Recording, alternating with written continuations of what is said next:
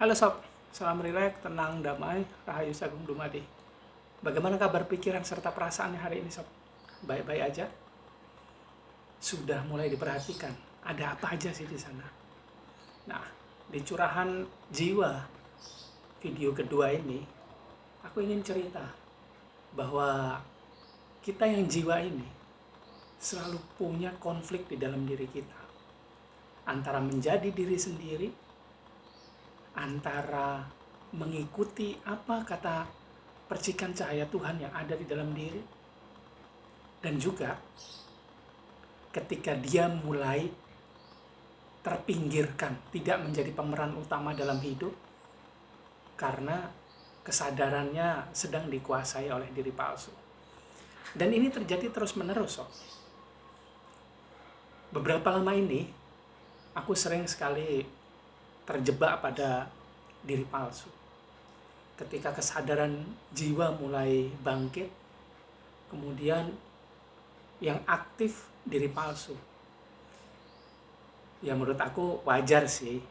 Wajar sekaligus bilang membesarkan diri sendiri, membesarkan hati sendiri. Ya begitulah, karena selalu ada sifat dualitas di dalam diri kita. Dan itu memang wajar sekali karena jiwa kita ini punya lapisan yang namanya diri sejati, suci, murni, bijak, higher self. Ada juga jiwa tenang, ada juga diri palsu, false self. Diri palsu ini anggotanya adalah ego, amarah, keinginan. Nah inilah yang setiap hari, setiap saat bisa aja bangkit. Dan ketika kita mulai senang sekali, mulai bisa bergerak masuk ke dalam diri, mulai bisa jadi pemeran utama dalam hidup, meninggalkan kesadaran logika kan, maka memori-memori dari jiwa ini akan mulai muncul. Dan ketika kita mengalami euforia, yakinlah bahwa selalu ada diri palsu yang menyelinap di situ. Ketika dia menyelinap, maka dia menguasai kita. Ketika memori jiwa dibangkitkan, mulai ada tuh curahan-curahan dari jiwa yang pertama kali euforia, senang sekali karena bisa hidup dalam kesadaran jiwa. Kalau latihannya kurang, kalau konsistensi dalam berlatih ini kurang, istiqomah dalam berlatih kurang, tidak membiasakan diri berada pada jiwa tenang, maka seringkali kita terjebak pada diri palsu. Bahkan yang berlatih sedemikian konsisten juga akan mengalami loh bagaimana ketika diri palsu ini aktif. Karena begitu kita melatih diri kita yang jiwa ini, maka setiap bagian dari diri itu juga pasti mengikuti naik kelas. Pasti juga dia ikut naik kelas. Bukan hanya diri sejatinya, bukan hanya jiwa tenangnya, bukan hanya makin mudah masuk pada jiwa tenang, tapi diri palsu juga makin aktif. Maksudnya naik kelas. Ketika dia naik kelas, maka dia jadi semakin halus. Tanpa sadar dia selalu muncul. Dan bila itu terjadi, ya sudah. Pasti hidup jadi terombang-ambingkan dalam dualitas. Lupa masuk ke bagian yang singular. Keesaan Tuhan. Begitu kita terlupa akan jiwa tenang, atau jiwa tenangnya pelan-pelan mulai digerogoti oleh halusnya diri palsu ini, maka kita akan bergerak masuk ke dualitas di dalam pikiran kita sendiri. Pikiran akan menjadi terbiasa juga masuk pada zona negatif. Dan ini halus sekali. Bila kita melatih kesadaran jiwa tenang, seolah-olah bisa tenang. Tapi karena halusnya diri palsu ini, maka kita juga sering gak sadar bahwa pikiran seringnya masuk ke zona yang negatif. Dan apa yang terjadi bila begitu? Gagalnya juga kita mendengar apa kata navigator. Yang muncul memori-memori dari jiwa. Memori dari jiwa itu kan gak semuanya baik. Ada juga yang negatif. Memang kita mengikuti kesadaran jiwa. Tapi kesadaran jiwa dari memori yang mana? Oh, muncul nih memori, kemudian lapisan kesadaran juga muncul, ekspresi dari jiwa muncul. Alhamdulillah kalau bisa di jiwa tenang. Tapi kalau di diri palsu gimana? Begitu dia masuk ke diri palsu, apalagi kalau latihannya bagus, diri palsunya juga makin halus. Nggak sadar dia menggiring kita untuk berpikir di zona yang negatif. Bolehlah zona yang positif. Tapi kalau dorongannya dari memori jiwa, memori bawaan dari masa lalu, kemudian ekspresinya yang muncul dari palsu, nah loh, luar biasa itu sob. Kemudian suatu waktu setelah kita menjalani kehidupan ini juga mulai jadi tidak menyenangkan. Karena sesungguhnya diri kita ini, yang jiwa ini, pengennya juga masuk ke diri sejati loh. Karena kalau sobat perhatikan, ada satu dorongan yang paling mendasar yang ada di dalam jiwa kita ini sob. Apa itu? Kembali kepada Tuhan. Minimal masuk ke diri sejati. Suci, murni, bijak, aktif.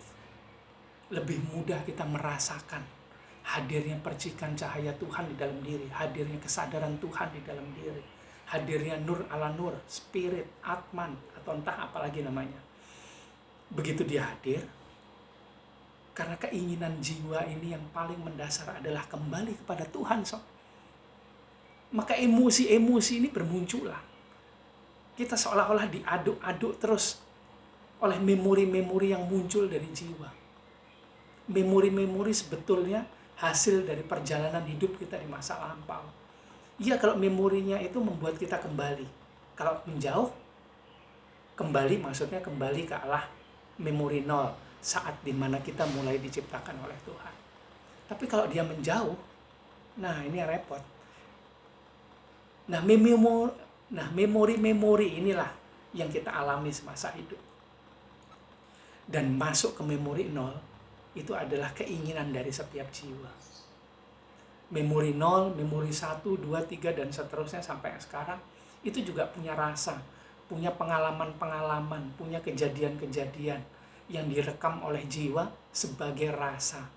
Ada ingatan-ingatan juga dari jiwa. Dan ini semua, luar biasa. Luar biasa. Dan kita semua sebetulnya punya cara loh untuk kembali kepada diri sejati atau PCT, percikan cahaya Tuhan di dalam diri, mengalami kebangkitan spiritual. Kebangkitan spiritual itu maknanya yang bangkit spiritnya ya, spirit atau percikan cahaya Tuhan di dalam diri. Dan begitu dia bangkit, seharusnya kita mengalami memori nol itu, mengalami hadirnya cahaya Tuhan di dalam diri. Hadirnya yang pertama adalah sifat keesaan Tuhan. Dan yang kedua ada sifat kasih sayangnya yang bisa kita rasakan. Dan kalau ini lama tidak dirasakan, maka kita harus melakukan latihan yang lebih cerdas. Kalau aku pribadi, ya walaupun sering gagal ya sob, yang kulakukan adalah melemahkan diri palsu.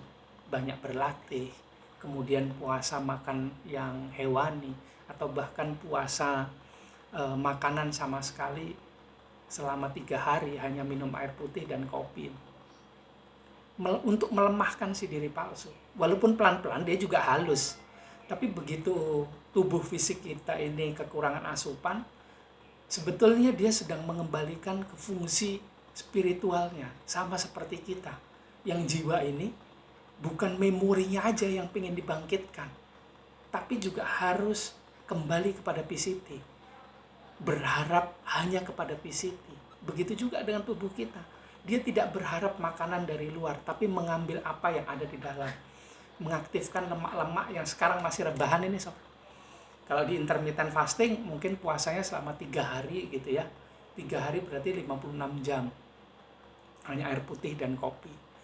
Di situ juga kita mengalami yang namanya autofagi. Sel sehat memakan sel mati, kemudian mengaktifkan hormon-hormon pertumbuhan yang ada di dalam diri. Sebetulnya jiwa kita juga begitu sob. Memang dia memiliki memori, tapi bila semua memori itu dibangkitkan hanya mengandalkan itu aja tanpa mengandalkan cahaya Tuhan di dalam diri, waduh, Iya, kalau memorinya baik. Kita ini kan nggak semua memorinya baik, tapi ada juga memori-memori yang jelek. Maka konflik ini mulai terjadi.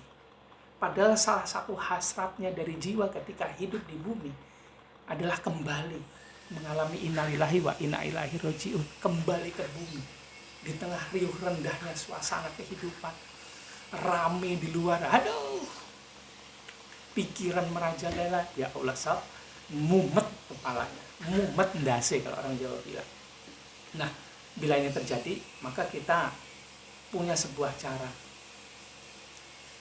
Bila emosi-emosi itu mulai keluar semua, kita sebetulnya punya sebuah cara, yaitu kembali ke dalam diri. Tapi kalau nggak terbiasa juga sulit. Buat yang terbiasa relaksasi energi, pasti bisa mengamati itu dirinya sendiri. Walaupun lama-kelamaan, dia bisa mengamati hal-hal yang lebih detail dan tahu bahwa dia juga sering terjebak dengan emosi, dengan memori-memori dari jiwa itu. Kalau tidak berharap kepada PCT, semuanya repot. Salah satu solusi yang paling mudah adalah kembali masuk pada jiwa tenang. Karena pada jiwa tenang, kesempatan diri sejati dihantar oleh energi dari PCT, kesadaran Tuhan itu mulai bisa muncul, mengingatkan kita bahwa selalu ada jalan kembali. Kalau nggak ingat-ingat, pasti ada badai kehidupan ini yang datang kepada kita, yang sebetulnya muncul karena diri kita yang jiwa ini punya sistem pertahanan diri secara alamiah yang membawa dia kembali kepada asalnya. Jadi kalau ruang hatinya, ruang mikrokosmos, jagat alitnya ini sudah berkecamuk karena ada konflik antara diri palsu, jiwa tenang, diri sejati, PCT, logika, maka kita baru ingat tuh. Kalau kondisinya nggak enak, kita baru ingat, sob. Oh ya, menenangkan diri dulu. Padahal ini semua konflik-konflik yang kita hadapi dalam hidup adalah karena itu tadi. Konflik antara PCT, diri sejati, jiwa tenang, diri palsu, dan logika. Semuanya saling berebut peluang untuk mengendalikan kesadaran ini. Dan sebenarnya secara alamiah kita punya pertahanan diri untuk mengembalikan ke memori nol. Hanya berharap kepada Tuhan dan berharap untuk pulang merasakan bagaimana rasanya pulang ke rumah jiwa, dipeluk oleh pencipta tanpa syarat. Tapi juga diri palsu berusaha untuk mengarahkan kepada kehidupan realita di dunia, karena ada jebakan juga dari gravitasi bumi yang membuat kita makin mudah berada pada diri palsu. Dan di luar sana kita didoktrin, didogma untuk hidup pada kesadaran logika. Aduh, repot itu, sob. Dan inilah yang membuat kita mengalami keseruan dalam hidup, sob. Setelah yang pertama kemarin curahan jiwa, dan curahan jiwa yang kedua ini adalah konflik yang terjadi itu sebenarnya dari mana. Gitu aja ya, sob. Di curahan jiwa yang kedua ini akan aku buat video selanjutnya, akan aku buat jadi sebuah serial nih ya. Serial yang namanya curahan jiwa. Gitu aja. Aku berdoa supaya kita semua, supaya sobat makin mudah masuk pada kesadaran jiwa tenang, sehingga bisa merasakan bahwa Tuhan itu hadir loh saat ini melalui diri sejati kita.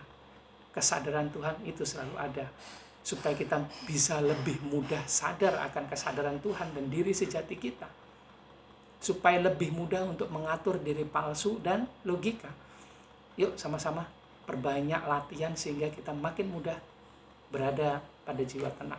Bisa dimanfaatkan latihan relaksasi energi, atau ikut program pembersihan energi negatif, atau bahkan ikut program untuk bisa lebih cepat masuk pada kesadaran spiritual, mengalami kebangkitan spiritual. Ada program-programnya tuh, sob.